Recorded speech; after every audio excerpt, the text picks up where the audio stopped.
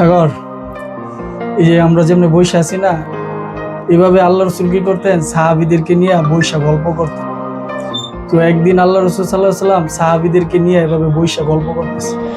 তো এমন টাইমে এক ব্যক্তি আইসা আল্লাহ রসুলকে বলতেছেন যে আমাকে এমন একটি উপদেশ দেন যেটা আমার জীবনে অনেক উপকারে আসবে। তো আল্লাহ রসুল সাল্লাহ সাল্লাম তাকে বললেন, তুমি কারোর সাথে কখনো রাগ করো না। ওই লোকটি মনে মনে ভাবতেছে, মনে হয় আল্লাহ রসুল আমাকে আরো বড় কোনো উপদেশ বলবে। এই জন্য ওই লোকটি আবার আল্লাহ রসুলকে প্রশ্ন করলেন যে আমাকে আরো উপদেশ দেন। এই লোকটি মনে করছে কি আল্লাহ রসুল হয়তো বা আরো বড় কোনো উপদেশ তাকে দিবেন। এই জন্য ওই লোকটি আবার আল্লাহ রসুলকে প্রশ্ন করলেন যে আমাকে আবার একটি উপদেশ দেন। তো আল্লাহ রসুল আবার এই একই কথা বললেন, এরকম ভাবে 3বার বললেন।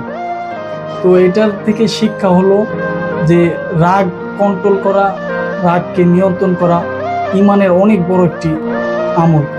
যদি কেউ, কারণ রাগ মানুষকে ভুল পথে নেয়, আর রাগ নিয়ন্ত্রণ করা মুমিনের বড় একটি গুণ।